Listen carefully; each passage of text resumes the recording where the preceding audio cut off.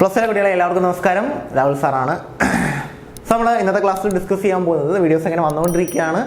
അപ്പം ഒരുപാട് ടൈമുണ്ട്, മാക്സിമം പഠിക്കുക. ഞാൻ എപ്പോഴും പറഞ്ഞു, ഡബിൾ പാസ് സിംഗിൾ പാസ് അല്ല നമ്മുടെ ലക്ഷ്യം. മാക്സിമം മാർക്ക് സ്കോർ ചെയ്യുക. ഡബിൾ പാസ് മേടിക്കേണ്ട ഒരു A+ മേടിക്കുക, A+ മേടിക്കേണ്ട ഒരു ഫുൾ മാർക്ക് സ്കോർ ചെയ്യുക. അങ്ങനെ തന്നെ പഠിക്കണം. അപ്പോൾ ഇന്നത്തെ ക്ലാസ്സിൽ നമ്മൾ ഡിസ്കസ് ചെയ്യാൻ പോകുന്നത് ബയോമോളിക്യൂൾസ് എന്ന് പറയുന്നൊരു കുഞ്ഞൊരു ചാപ്റ്ററാണ്. വെയിറ്റേജ് ഉള്ളൊരു ചാപ്റ്റർ തന്നെയാണ് ബയോമോളിക്യൂൾസ്. വളരെ സിമ്പിൾ ഒരു ചാപ്റ്ററാണ്. ഒരുപാട് കാര്യങ്ങളൊന്നും നമുക്ക് ഡിസ്കസ് ചെയ്യാനില്ല. വളരെ കുറച്ച് കാര്യങ്ങൾ പഠിച്ചാൽ തന്നെ ഫുൾ മാർക്കും സ്കോർ ചെയ്യാൻ പറ്റുന്നൊരു ചാപ്റ്ററാണ് ബയോമോളിക്യൂൾസ്. നിങ്ങൾ പഠിക്കേണ്ട കാര്യങ്ങൾ എന്തൊക്കെയാണെന്ന് ഞാൻ പറയാം, അത് മാത്രം പഠിക്കുക. അതിൻ്റെ കുറച്ച് ചെറിയ രീതിയിൽ എക്സ്പ്ലനേഷൻ, ബാക്കി നോട്ട്സ് എല്ലാം നമ്മുടെ ഗ്രൂപ്പിലുണ്ട്. ഗ്രൂപ്പിൽ നിങ്ങൾ ജോയിൻ ചെയ്താൽ മതി. ഓക്കെ, കുഴപ്പമൊന്നുമില്ല. ജോയിൻ ചെയ്യാത്തൊരു വീണ്ടും റിഫ്രഷ് ചെയ്ത് ജോയിൻ ചെയ്തുകൊണ്ടിരിക്കുക. എല്ലാവരും കൂടെ ജോയിൻ ചെയ്യുന്നതുകൊണ്ടാണ് ബുദ്ധിമുട്ടാവുന്നത്.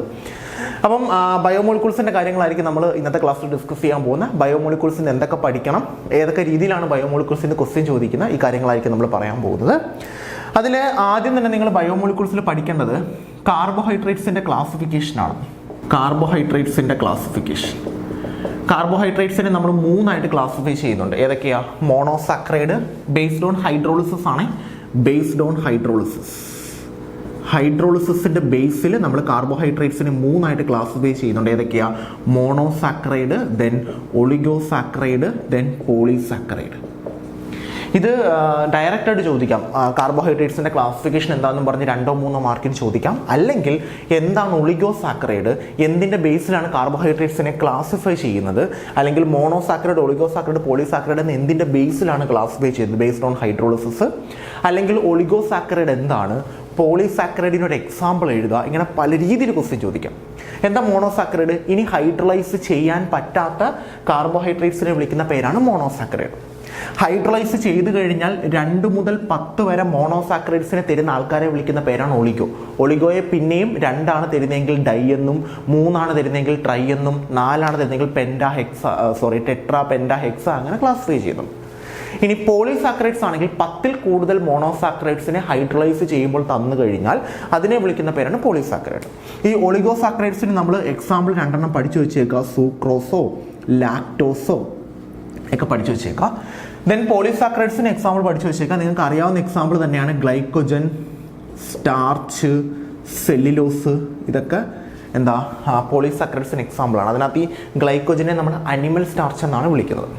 ഓക്കെ, പിന്നെ ഇതാണ് കാർബോ. ഇത് സ്ഥിരം നമുക്ക് 1 മാർക്കിന് ചോദിക്കുന്ന ഒരു ക്വസ്റ്റ്യൻ ആണ്. കാർബോ അല്ലെങ്കിൽ 2 മാർക്ക് അല്ലെങ്കിൽ 3 മാർക്ക് എങ്ങനെ വേണമെങ്കിലും ചോദിക്കാം. അതുകൊണ്ട് നല്ലൊരു ടോപ്പിക് തന്നെയാണ് കാർബോഹൈഡ്രേറ്റ്സും അതിൻ്റെ ക്ലാസിഫിക്കേഷൻ. പിന്നെ വരുന്നത് ഗ്ലൂക്കോസും അതിൻ്റെ സൈക്ലിക് സ്ട്രക്ചറുമാണ്. അതിനകത്ത് ആ ഗ്ലൂക്കോസിൻ്റെ പ്രിപ്പറേഷൻ പഠിക്കാനുണ്ട്. ഗ്ലൂക്കോസിനെ നമ്മൾ 2 ആൾക്കാരിൽ നിന്ന് പ്രിപ്പയർ ചെയ്യുന്നു. സൂക്രോസിൽ നിന്നും പ്രിപ്പയർ ചെയ്യും, 2 സ്റ്റാർച്ച് അല്ലെങ്കിൽ നമ്മുടെ സെല്ലുലോസ് അല്ലെങ്കിൽ ഗ്ലൈക്കോജനിൽ നിന്ന് പ്രിപ്പയർ ചെയ്യും. സ്റ്റാർച്ചിൽ നിന്ന് പ്രിപ്പയർ ചെയ്യുന്നതാണ് നമ്മൾ ഗ്ലൂക്കോസിൻ്റെ പ്രിപ്പറേഷൻ എഴുതാൻ ചോദിച്ചാൽ നിങ്ങൾ സ്റ്റാർച്ചിൽ നിന്നുള്ള പ്രിപ്പറേഷൻ തന്നെ എഴുതണം കേട്ടോ. നമുക്ക് സൂക്രോസ് C12H22O11, അതായത് നമ്മുടെ കരിമ്പിൻ്റെ പഞ്ചസാരയില്ലേ, കെയിൻ ഷുഗർ, അതിൽ നിന്ന് നമുക്ക് ഗ്ലൂക്കോസിനെ പ്രിപ്പയർ ചെയ്യാൻ പറ്റും. പക്ഷേ ഗ്ലൂക്കോസും ഫ്രക്ടോസും 2 നമുക്ക് കിട്ടും. അതേസമയം നിങ്ങൾ ഇങ്ങനൊരു പ്രിപ്പറേഷൻ പഠിച്ചിട്ടുണ്ട്, മറ്റേ C6H10O5N times plus NH2 gives NC6H12O6. ഇത് സ്റ്റാർച്ചാണ്.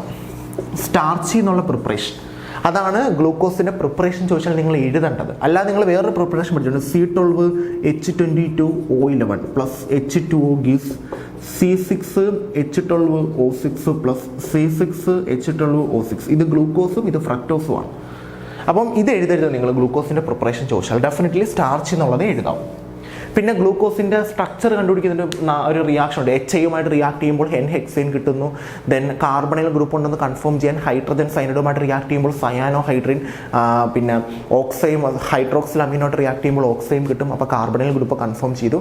ആ കാർബണൈൽ ഗ്രൂപ്പ് എന്താണെന്ന് കൺഫേം ചെയ്യാനായിട്ട് നമ്മുടെ ആൽഡിഹൈഡ് ഗ്രൂപ്പാണെന്ന് കൺഫേം ചെയ്യാൻ ബ്രോമിൻ വാട്ടറുമായിട്ട് റിയാക്ട് ചെയ്യുന്നു. 5 OH ഉണ്ടെന്ന് കൺഫേം ചെയ്യാൻ അസറ്റിക് അൺഹൈഡുമായിട്ട് റിയാക്ട് ചെയ്യുമ്പോൾ പെൻറ്റാസിറ്റേറ്റ് കിട്ടുന്നു. ആ 5 OH ഒരെണ്ണം പ്രൈമറി ആണെന്ന് കൺഫേം ചെയ്യാൻ കോൺസ്റ്റന്റ് HNO3 റിയാക്ട് ചെയ്യുന്നു. സാക്കറിക് ആസിഡ് കിട്ടുന്നു. ആ റിയാക്ഷൻസ് ഇല്ലേ, അത് മസ്റ്റായിട്ട് പഠിച്ചു. പിന്നെ ഗ്ലൂക്കോസിൻ്റെ സൈക്ലിക് സ്ട്രക്ചർ ഉണ്ടല്ലോ, ഗ്ലൂക്കോസിൻ്റെ റിംഗ് സ്ട്രക്ചർ. നമ്മൾ ഗ്ലൂക്കോസിൻ്റെ റിംഗ് സ്ട്രക്ചർ വരയ്ക്കത്തില്ല, അതിങ്ങനെ പിറാനോ സ്ട്രക്ചർ വരയ്ക്കത്തില്ല, ഇങ്ങനെ ആൽഫ ഫോമും ബീറ്റ ഫോമും വരയ്ക്കുമല്ലോ.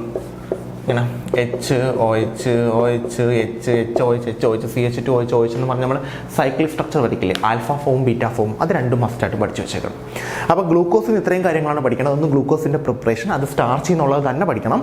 രണ്ടാമത്തത് അതിൻ്റെ സ്ട്രക്ചർ എങ്ങനെയാണ് കണ്ടുപിടിച്ചത്. നമ്മൾ കുറേ റിയാക്ഷൻ പഠിക്കുന്നുണ്ട്, HIയുമായിട്ടുള്ള റിയാക്ഷൻ പഠിക്കുന്നുണ്ട്. ഗ്ലൂക്കോസിന് HIയുമായിട്ട് റിയാക്ട് ചെയ്താൽ നമുക്ക് N ഹെക്സെയിൻ കിട്ടും.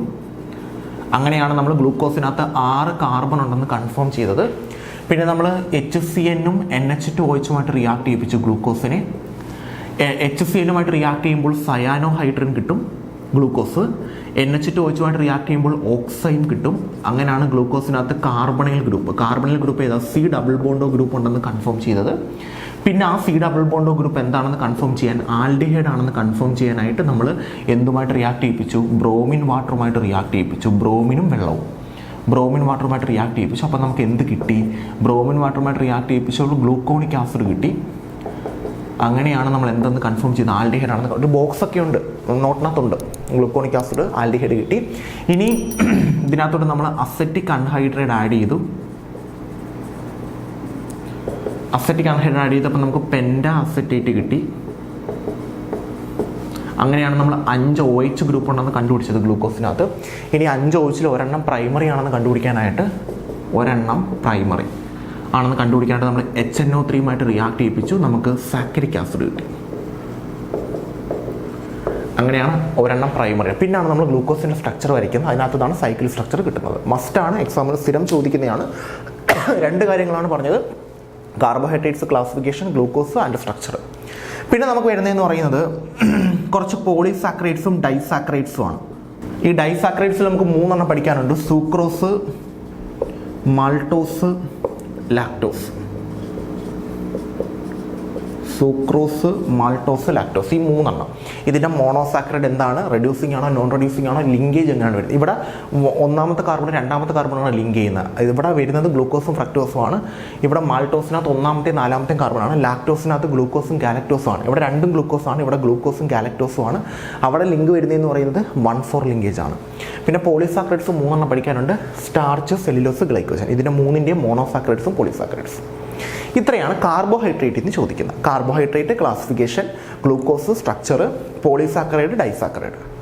പിന്നെ നമുക്ക് വരുന്നത് പ്രോട്ടീനാണ്. പ്രോട്ടീൻ, അതിൻ്റെ സ്ട്രക്ചർ.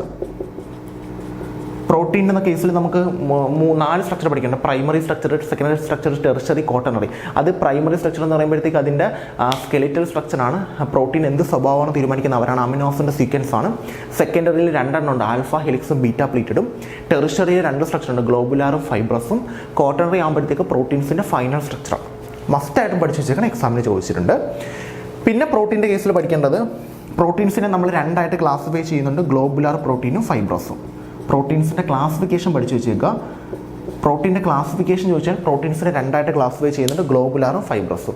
പ്രോട്ടീൻ്റെ സ്ട്രക്ചർ ചോദിച്ചാൽ പ്രോട്ടീൻസിനെ 4ആയിട്ട് സ്ട്രക്ചർ നമ്മൾ എഴുതുന്നുണ്ട്, പ്രൈമറി, സെക്കൻഡറി, ടെർഷറി, ക്വാട്ടർണറി. അതായത് ടെർഷറിയിൽ വരുന്നതാണ് ഈ ഫൈബ്രസും ഗ്ലോബുലാറും. അതുതന്നെയാണ് പ്രോട്ടീൻസിൻ്റെ ക്ലാസിഫിക്കേഷൻ. ഓക്കെ. പിന്നെ വരുന്നത് നമ്മുടെ അമിനോ ആസിഡ്സ് ആണ്. അമിനോ ആസിഡ്സിൽ നിങ്ങൾ പഠിക്കേണ്ടത് എന്താണ് amino acid. Amino group acid group കൂടെ ചേരുന്നതാണ്. അതിനകത്ത് നമുക്ക് ആൽഫ അമിനോ ആസിഡ്സ് വെച്ചിട്ടാണ് നമ്മൾ പ്രോട്ടീനെ സിന്തസിസ് ചെയ്യുന്നത്. പ്രോട്ടീൻസിൻ്റെ ബേസിക് യൂണിറ്റ് ആണ് അമിനോ ആസിഡ്സ് എന്ന് പറയുന്നത്. ആൽഫ അമിനോ ആസിഡ് എന്ന് പറഞ്ഞു കഴിഞ്ഞാൽ COH അറ്റാച്ച് ചെയ്തേക്കുന്ന കാർബണിൽ തന്നെ NH2 വരണം. അതിനെയാണ് നമ്മൾ ആൽഫ അമിനോ ആസിഡ് എന്ന് വിളിക്കുന്നത്. 20 ആൽഫ അമിനോ ആസിഡ് ഉണ്ട്. അതിനെ നമ്മൾ എസെൻഷ്യൽ എന്നും നോൺ എസെൻഷ്യൽ എന്നും ക്ലാസിഫൈ ചെയ്യുന്നുണ്ട്. അത് ഇമ്പോർട്ടൻ്റ് ആണ്. എസെൻഷ്യൽ അമിനോ ആസിഡ്സ് പഠിച്ചു വെച്ചേക്കണം. എസെൻഷ്യൽ എന്ന് പറഞ്ഞാൽ ബോഡിയിൽ സിന്തസൈസ് ചെയ്യാത്ത അമിനോ ആസിഡ്, അത് പുറത്തുനിന്ന് നമ്മൾ എടുക്കണം. നോൺ എസെൻഷ്യൽ എന്ന് പറഞ്ഞാൽ നമ്മുടെ ബോഡിയിൽ തന്നെ സിന്തസൈസ് ചെയ്യും, അത് പുറത്തുനിന്ന് എടുക്കണ്ട. അത് മസ്റ്റാണ്, എക്സാമിന് ചോദിക്കും. പിന്നെ സിറ്ററയോ അറിയാമല്ലോ, എങ്ങനെ NH2 CCOOH. ഇത് കണ്ടോ, COH അറ്റാച്ച് ചെയ്തിരിക്കുന്ന കാർബണിൽ തന്നെയാണ് NH2 അറ്റാച്ച് ചെയ്യുന്നത്. അപ്പോൾ ഇത് ആൽഫ അമിനോ ആസിഡാണ്. ആൽഫയെ വെച്ചിട്ട് പ്രോട്ടീനെ പ്രിപ്പയർ ചെയ്യാൻ പറ്റും. നോക്കേ, COOH CCNH2 കണ്ടോ, ഇവിടെ COH അറ്റാച്ച് ചെയ്തേക്കുന്ന കാർബണിലല്ല NH2 അറ്റാച്ച്, അതിന് തൊട്ടടുത്ത കാർബണില്ല. അപ്പോൾ ഇത് ആൽഫ അല്ല, ഇത് ബീറ്റയാണ്. ബീറ്റ വെച്ചിട്ട് പ്രോട്ടീൻ ഉണ്ടാക്കാൻ പറ്റത്തില്ല. അപ്പോൾ ആൽഫ അമിനോ ആസിഡ്. ഇവിടെ സംഭവിക്കുന്നത് ഇവിടുത്തെ ഇത് ആസിഡാണ്. അപ്പോൾ ഇത് H-നെ ഇങ്ങോട്ട് കൊടുക്കും, H+ ആയിട്ട്. അപ്പോൾ കിട്ടുന്നത് ഇങ്ങനെ ആയിരിക്കും, NH3+. അതായത് ഈ പ്ലസ് ഇവിടെ വരുമ്പോൾ NH3+ ആവും, CCOO-. ഇത് ആസിഡാണ്, ആസിഡ് H+നെ കളയും. ഇത് ബേസ് ആണ്, H+നെ മേടിക്കും. ഈ അയോണിനെ വിളിക്കുന്ന പേരാണ് സിറ്റർ അയോൺ. സ്ഥിരം ചോദിക്കുന്നതാണ് സിറ്റർ അയോൺ. പിന്നെ ഇതിനകത്ത് ഡീനാച്ചുറേഷൻ ഓഫ് പ്രോട്ടീൻ ആണ്. പ്രോട്ടീനെ നമ്മൾ ഫിസിക്കൽ പ്രോപ്പർട്ടീസിന് എന്തെങ്കിലും ചേഞ്ച് വരുത്തി കഴിഞ്ഞാൽ പ്രോട്ടീൻ അതിൻ്റെ സെക്കൻഡറി ടെറിഷറി സ്ട്രക്ചർ ലോസ് ആക്കും, പ്രൈമറി സ്ട്രക്ചർ മാത്രം എക്സിസ്റ്റ് ചെയ്യും. അപ്പം പ്രത്യേകം ശ്രദ്ധിച്ചോളാം, ഡീനാച്ചുറേഷൻ ഓഫ് പ്രോട്ടീൻ ആണെങ്കിൽ അതിൻ്റെ സെക്കൻഡറി ടെറിഷറി എന്തോ ഡീനാച്ചുറേഷൻ ഓഫ് പ്രോട്ടീൻ വെറുതെ ഇരിക്കുന്നു, നമ്മൾ ഫിസിക്കൽ പ്രോപ്പർട്ടിയായ ടെമ്പറേച്ചറോ pH എന്തെങ്കിലും ചേഞ്ച് ചെയ്യുന്നു. അപ്പോൾ പ്രോട്ടീൻ എന്ത് ചെയ്യും? ഒരു സോളിഡ് ആയിട്ടുള്ള മാസ്സായിട്ട് മാറും. ആ സോളിഡ് ആയിട്ടുള്ള മാസ്സായിട്ട് മാറാൻ കാരണം സെക്കൻഡറിയും ടെറിഷറിയും സ്ട്രക്ചർ ലോസ് ആവുന്നു, പ്രൈമറി സ്ട്രക്ചർ മാത്രം എക്സിസ്റ്റ് ചെയ്യുന്നു. ഏതൊക്കെ സ്ട്രക്ചറാണ് ലോസ് ആവുന്ന ഡീനാച്ചുറേഷൻ്റെ കേസിൽ? സെക്കൻഡറിയും ടെറിഷറിയും. ഏതാ മെയിൻറ്റെയിൻ ചെയ്യുന്ന? പ്രൈമറി. എക്സാമ്പിൾ മറ്റേ ബോയിലിംഗ് ഓഫ് എഗ്ഗിൻ്റെ വെള്ള, അത് നമ്മൾ ബോയിലാകുമ്പോൾ വെള്ള കട്ടിയാവത്തില്ല, എഗ്ഗ് കട്ടിയാവത്തില്ലേ, അതിന് കാരണം ഡീനാച്ചുറേഷൻ ഓഫ് പ്രോട്ടീൻ ആണ്. പിന്നെ കേർഡ്ലിംഗ് ഓഫ് മിൽക്ക് കേർഡാവത്തില്ല, തൈരായിട്ട് മാറത്തില്ലേ. അപ്പം അത്രയാണ് നമുക്ക് പ്രോട്ടീൻസിൽ നിന്ന് ചോദിക്കുന്നത്. പിന്നെ നിങ്ങൾ പഠിച്ചു വെക്കേണ്ടത് വൈറ്റമിൻസ് ആണ്. നമ്മുടെ വൈറ്റമിൻസ് ഇല്ലേ, vitamin A, vitamin B, vitamin C, അതിൻ്റെ ഡെഫിഷ്യൻസി ഉണ്ടല്ലോ. വൈറ്റമിൻ എ ആണെങ്കിൽ നൈറ്റ് ബ്ലൈൻഡ്നസ്, വൈറ്റമിൻ ബി ആണെങ്കിൽ ബെറി, വൈറ്റമിൻ സി സ്കർവി. ഇതൊന്ന് പഠിച്ചു വെച്ചേക്കുക. ഡെഫിഷ്യൻസി മൂലമുണ്ടാകുന്ന രോഗങ്ങളൊന്ന് പഠിച്ചു വെച്ചേക്കുക. പിന്നെ DNA RNA classification, DNA double strand അതില്ലേ, ആ ക്ലാസ് അത് നിങ്ങൾ ബയോളജിയിലും പഠിക്കുന്ന തന്നെ. പിന്നെ ഏതൊക്കെ ബേസസ് ഉണ്ട്, അഡിനിൻ, ഗുവാനിൻ, തൈമിൻ, അതില്ലേ, അതൊക്കെ ജസ്റ്റ് നോക്കി വെച്ചേക്കുക. പിന്നെ ഇവിടെ 2 കാര്യം കൂടെ എക്സ്ട്രാ പഠിക്കണം. ഒന്ന്, വളരെ സിമ്പിൾ ഒരു ചാപ്റ്ററാണ്, ഡയറക്റ്റ് ക്വസ്റ്റ്യൻസ് ആണ്, ഒരു കാരണവശാലും പേടിക്കരുത്. ഒന്ന് ഗ്ലൈക്കോസിഡിക് ലിങ്കേജ്, 2 പെപ്റ്റൈഡ് ബോണ്ട്. ഈ ഗ്ലൈക്കോസിഡിക് ലിങ്കേജ് വരുന്നത് കാർബോഹൈഡ്രേറ്റ്സിലാണ്, പെപ്റ്റൈഡ് ബോണ്ട് വരുന്നത് പ്രോട്ടീൻസിലാണ്. ഗ്ലൈക്കോസിഡിക് ലിങ്കേജ് തരുന്നത് മോണോസാക്രൈഡ്സ് ആണ്. മോണോസാക്രൈഡ്സ് പരസ്പരം കമ്പൈൻ ചെയ്യുമ്പോഴാണ് നമുക്ക് ഗ്ലൈക്കോസിഡിക് ലിങ്കേജ് വരുന്നത്. പെപ്റ്റൈഡ് ബോണ്ട് തരുന്നത് അമിനോ ആസിഡ്സ് ആണ്. അമിനോ ആസിഡ്സ് പരസ്പരം കമ്പൈൻ ചെയ്ത് പ്രോട്ടീൻ ഉണ്ടാകുമ്പോഴാണ് നമുക്ക് പെപ്റ്റൈഡ് ബോണ്ട് കിട്ടുന്നത്. ഗ്ലൈക്കോസിഡിക് ലിങ്കേജിൽ എലിമിനേറ്റ് ചെയ്ത് പോകുന്നത് വാട്ടറാണ്. വാട്ടർ 2 ആൾക്കാർ കമ്പൈൻ ചെയ്യുന്നു, വാട്ടർ എലിമിനേറ്റ് ചെയ്യുന്നു, ബോണ്ട് ഫോം ചെയ്യുന്നു. ഇവിടെയും 2 ആൾക്കാർ കമ്പൈൻ ചെയ്യുന്നു, ആര് എലിമിനേറ്റ് ചെയ്യുന്നു? വാട്ടർ എലിമിനേറ്റ് ചെയ്യുന്നു, ബോണ്ട് ഫോം ചെയ്യുന്നു.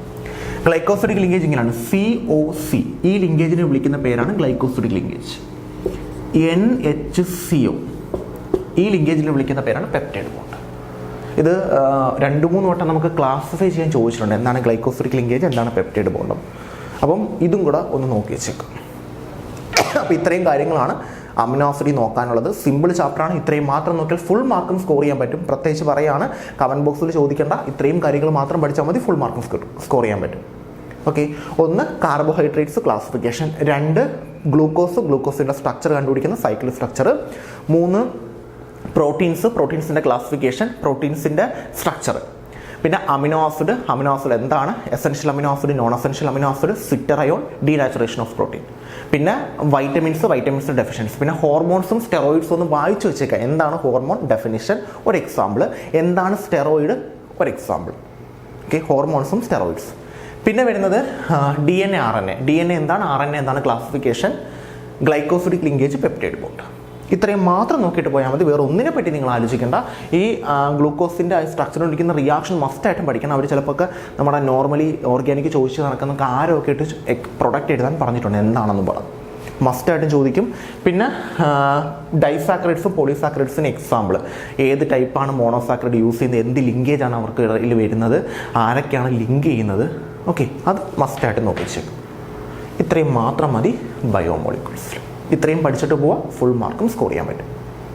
ഓക്കെ ആണല്ലോ. ഇതെല്ലാം ഓൾറെഡി നമ്മൾ എക്സ്പ്ലെയിൻ ചെയ്തിട്ട് നമ്മുടെ ഗ്രൂപ്പിൽ നോട്ട്സ് എല്ലാം അവൈലബിൾ ആണ്. എന്താ നിങ്ങളുടെ ജോലി? പഠിക്കുക എന്നുള്ളത് മാത്രമേ ഉള്ളൂ. ഫുൾ മാർക്ക് മേടിക്കുക, 1 മാർക്ക് പോലും ബയോമോളിക്യൂൾസിൽ നിന്ന് കളയരുത്. ഓക്കെ ആണല്ലോ.